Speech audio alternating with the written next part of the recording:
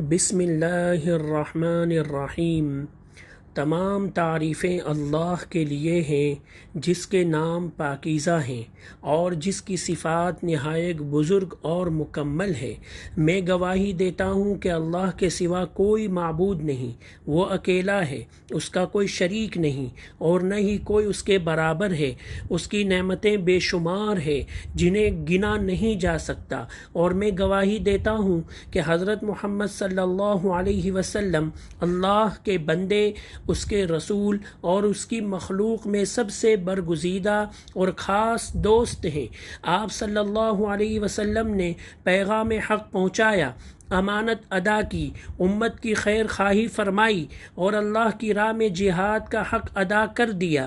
اللہ کی رحمتیں اور سلامتی ہو آپ صلی اللہ علیہ وسلم پر، آپ صلی اللہ علیہ وسلم کی آل اور اصحاب پر اور ان سب پر جو قیامت تک آپ کے نقش قدم اور طریقے پر چلتے رہیں۔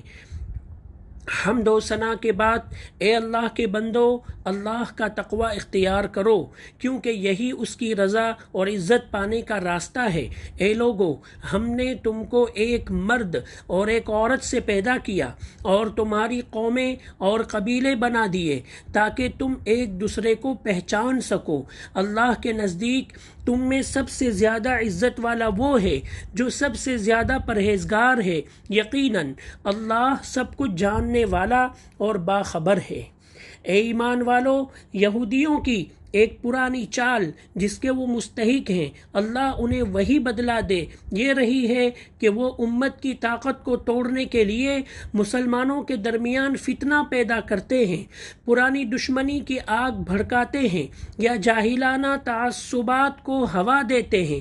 وہ جانتے ہیں کہ مسلمانوں کا اتحاد اور ایک ہونا ان کے فاسد مقاصد کے سامنے ایک مضبوط دیوار ہے، اور وہ زمین میں فساد پھیلانے کی کوشش کرتے ہیں، اور اللہ فساد کرنے والوں کو پسند نہیں کرتا۔ میرے پیارے ساتھیوں، جیسا کہ آپ جانتے ہیں کہ جب نبی کریم صلی اللہ علیہ وسلم نے مدینہ ہجرت فرمائی تو وہاں یہودی پہلے سے آباد تھے۔ انہوں نے اپنی تجارت اور طاقت کی بنیاد ان لڑائیوں اور جھگڑوں پر رکھی تھی جو مدینہ کے دو قبائل اوس اور خزرج کے درمیان چل رہے تھے۔ نبی کریم صلی اللہ علیہ وسلم نے یہودیوں کے ساتھ معاہدے کیے اور اوس اور خزرج کے درمیان صلح کروا کر ان میں بھائی چارہ قائم کر دیا اور ان کے ساتھ مہاجرین کو بھی شامل کر دیا۔ اللہ نے اس طرح انہیں آپس میں محبت کرنے والے بھائی بنا دیا۔ امام طبری رحمۃ اللہ علیہ نے روایت کیا ہے کہ شاش بن قیس نامی ایک بوڑھا یہودی جو کفر میں سخت اور مسلمانوں سے شدید حسد اور بغض رکھتا تھا، رسول اللہ صلی اللہ علیہ وسلم کے صحابہ اوس اور خزرج کی ایک مجلس کے پاس سے گزرا جہاں وہ پیار محبت سے باتیں کر رہے تھے۔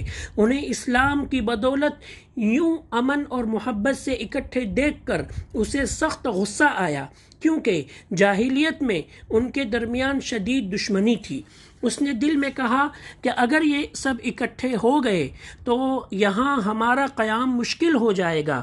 اس نے ایک یہودی نوجوان کو حکم دیا کہ ان کے پاس جا کر بیٹھو اور انہیں جنگ بعث، ان کی پرانی خونی جنگ اور اس سے پہلے کے واقعات یاد دلاؤ اور وہ اشعار سناؤ جو وہ ایک دوسرے کے خلاف پڑھتے تھے۔ اس نوجوان نے ایسا ہی کیا۔ صحابہ کے درمیان پرانی باتیں چھڑ گئی، بحث بڑھی اور فخر اور غرور کا سلسلہ شروع ہو گیا، یہاں تک کہ دو آدمی دست و گریباں ہونے کے قریب پہنچ گئے۔ دونوں طرف سے غصے میں آ کر ہتھیار اٹھانے کا اعلان کر دیا گیا۔ جب رسول اللہ صلی اللہ علیہ وسلم کو یہ خبر پہنچی تو آپ صلی اللہ علیہ وسلم فوراً اپنے صحابہ کے ہمراہ وہاں تشریف لائے اور فرمایا، اے مسلمانوں، اللہ سے ڈرو، اللہ سے ڈرو۔ کیا میں تمہارے درمیان ہوتے ہوئے بھی تم وہی جاہلیت کی پکار رہے ہو؟ جبکہ اللہ نے تمہیں اسلام کی ہدایت دی، اس کے ذریعے تمہیں عزت دی، جاہلیت کی لغویات کو تم سے ختم کیا، تمہیں کفر سے بچایا دیا اور تمہارے دلوں کو جوڑ دیا، کیا تم پھر سے وہی کافر بننا چاہتے ہو؟ صحابہ فوراً سمجھ گئے کہ یہ شیطان کی اکساہٹ اور ان کے دشمن کی چال تھی۔ انہوں نے ہتھیار پھینک دیے، رو پڑے اور ایک دوسرے کے گلے مل گئے۔ پھر وہ رسول اللہ صلی اللہ علیہ وسلم کے ساتھ اس حال میں واپس لوٹے کہ وہ اللہ کے دشمن شاش بن قیس کی سازش کو ناکام بنا چکے تھے۔ ایک موقع پر اللہ تعالیٰ نے یہ آیت نازل فرمائی، اے اہل کتاب، تم اللہ کی آیات کا انکار کیوں کرتے ہو؟ تم ایمان لانے والوں کو اللہ کی راہ سے کیوں روکتے ہو؟ اور اوس و خزرج کے بارے میں فرمایا، اے ایمان والو، اگر تم اہل کتاب کے کسی گروہ کی بات مانو گے تو وہ تمہیں تمہارے ایمان کے بعد پھر کافر بنا دیں گے۔ ہم اللہ سے دعا کرتے ہیں کہ وہ مسلمانوں سے دشمنوں کی چالوں کو دور فرمائے اور ان کے حالات درست کر دے۔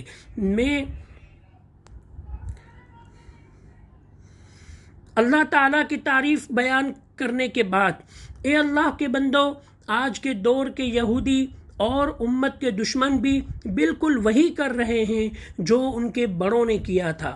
انہوں نے مسلمانوں کے درمیان فتنوں کی آگ بھڑکا دی ہے اور ہم میں سے کچھ لوگ ان کی باتیں سننے والے بھی ہیں۔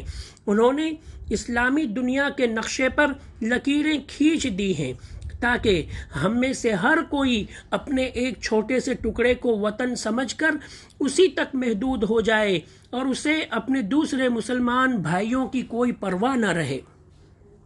شاعر کہتا ہے، میں اسلام کے سوا کسی کو اپنا وطن نہیں مانتا، میرے لیے شام ہو یا نیل کی وادی سب برابر ہیں، جس جگہ بھی اللہ کا نام لیا جائے میں اس زمین کے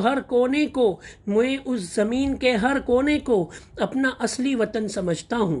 انسان کے لیے اس جگہ سے محبت کرنا یا تعلق رکھنا کوئی برائی نہیں جہاں وہ پیدا ہوا، جیسے نبی کریم صلی اللہ علیہ وسلم مکہ مکرمہ سے محبت کرتے تھے، لیکن شرط یہ ہے کہ وہ اسلامی بھائی چارے اور مسلم ممالک کی وحدت کو سمجھے اور ہر اس کام سے دور رہے جو امت میں تفرقہ اور کمزوری پیدا کر کے دشمنوں کے مقاصد پورے کرے۔